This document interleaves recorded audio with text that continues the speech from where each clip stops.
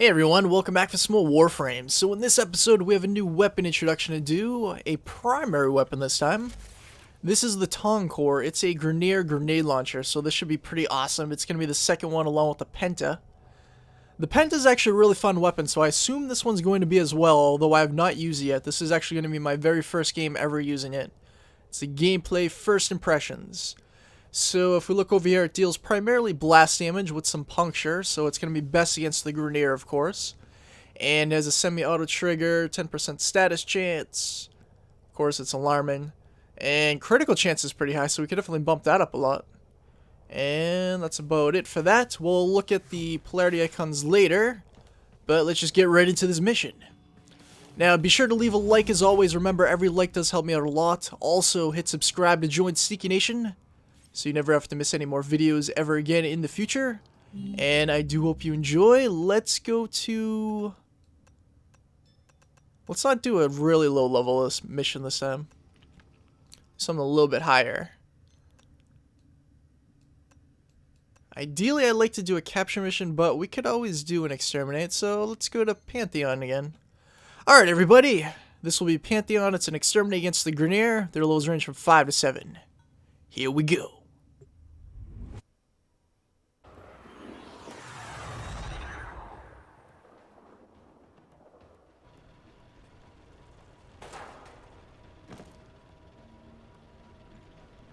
Infiltrated, here we go. There is a large platoon of Grenadier Marines stationed here. Alright, let's see how this bad boy works. Oh, damn. Came bouncing all the way back. Alright. Wait, can I actually trigger the detonation like I can with the Penta, or does it just blow up on its own? Oh, no, I think this one blows up on its own. That's really awkward.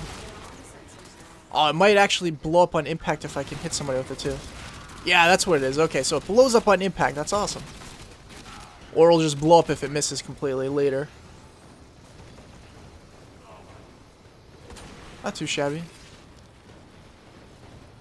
This might give you a little bit better indication on how good it is, because typically I will always go to a really low level mission. Some people like to complain about that in the comments, but I ideally like to keep it as close of a level gap as possible, because I don't want to put really high level enemies against a really low level weapon if it can't keep up with them. At least not right away anyway. Maybe later in the series. I mean, not so, too bad so far, I'd say. I don't think it's as fun as the Penta, but it's definitely a nice little variation of the grenade launcher idea. Still an enemy down here. Oh, I missed him. Oh, it's still bouncing around. Oh, it's up here. Did that really kill him? Damn. Okay. Guess we'll go with that. Oh, wow. That just bounced me up really high here. Wait, will this actually blow me up if I'm really close to it? Typically, all weapons like this deal damage to me. Yeah, it'll still damage me. Or maybe that was just his gun. Alright. The important thing is it's not killing me. That's really what counts here the most. The bypass is down. Got 17 enemies down so far. Oh, and we can also... What happens if we fire multiple at the same time? Okay, so you can just shoot multiple ones. So that's a different variation from the Penta as well. So they have their pluses and minuses. I'd say ideally I kind of prefer the Penta, but maybe I just need to play with this one more often to get more used to it.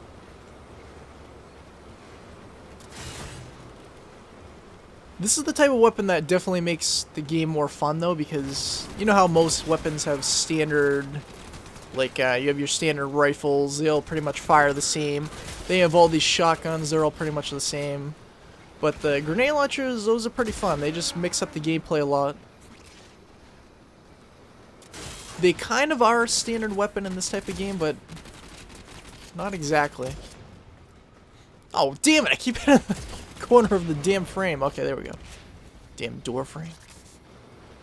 Alright, so we have 29 out of 58 enemies down. Let's keep this going. Oh, they got all three of them with one. Nice. So it's pretty effective. I mean, these enemies are like level 6, level 7-ish. This was unranked, rather, when I started this mission. But it's been taking them down on one hit each. It has such a high puncture damage, it basically is guaranteed to. At least up to a certain level, anyway. Override complete. Move on. Alright. Here.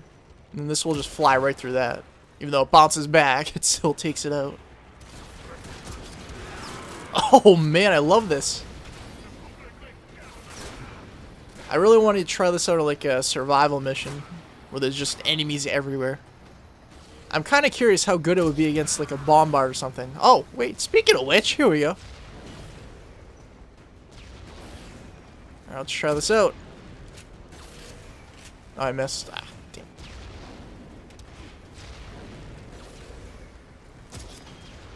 Come on. Damn it! Okay, I mean, did do a little bit of damage, so it's not really dealing. Oh, come on. Oh, that did basically take him on one hit. I might have just got like a little blast radius hidden with the other one that made some contact on him. Alright, that's fine. So far, so good. All three of them with one. Has really good blast radius. I wonder if that, what's it called? Firestorm, I think the mod that makes the Ogress and the Ignis. Oh, never mind. I was thinking the Penta too, but I don't think that one works for the Penta. That's what increases those weapons' blast radius. He ran right into that one, you fool. Okay, here's another bombard. This will give us a better idea this time. Wow, that was a direct hit, one hit kill. Nice.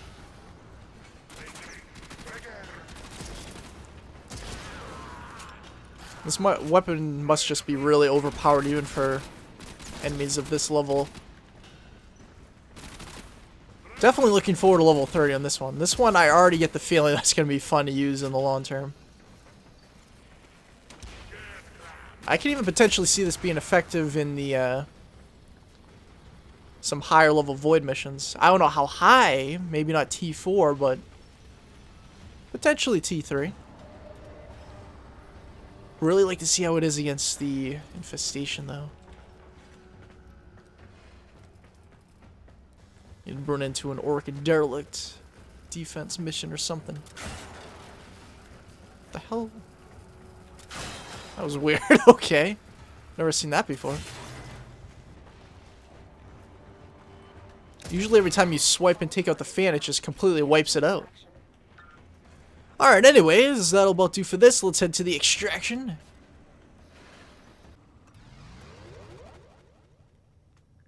And it actually leveled up quite a bit. It went up to rank 4 in that one mission, so that's pretty awesome. Normally they don't go up that high. I mean, like 2-ish, 3-ish, I'd say is about average. Then again, those enemies were a higher level than I typically do these intros on. But anyways, I think the Tonkor is definitely an awesome weapon. Definitely consider building it for yourself. So if you want to know how to build it, just come into the market here. And then the weapons tab. Go down to primary blueprints. And we'll find it right down here, the blueprint. 30,000 credits to purchase this. And then hurl mayhem and destruction with this grenade launcher. It requires 60,000 credits in the foundry, 1,500 salvage, 200 oxium, 800 cryotic, and 2 argon crystals.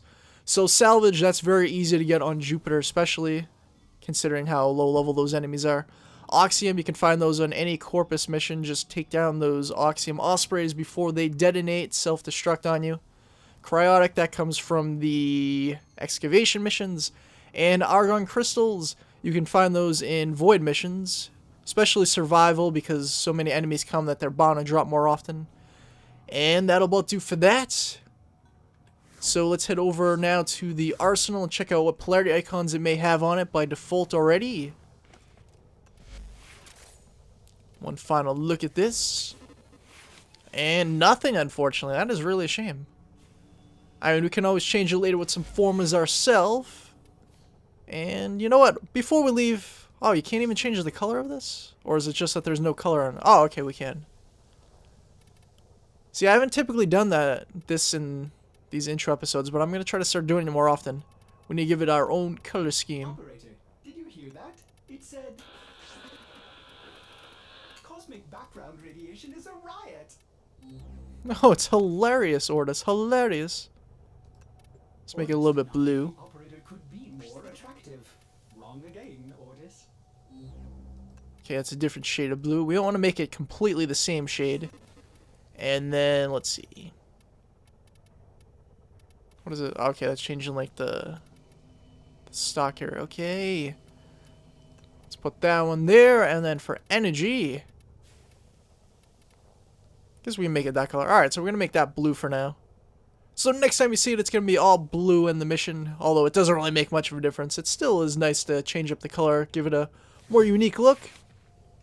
But anyways, everybody, thanks so much for watching. As always, remember to leave a like. Every like does help me out a lot. Also, hit subscribe to join Sneaky Nation and never miss a video in the future again.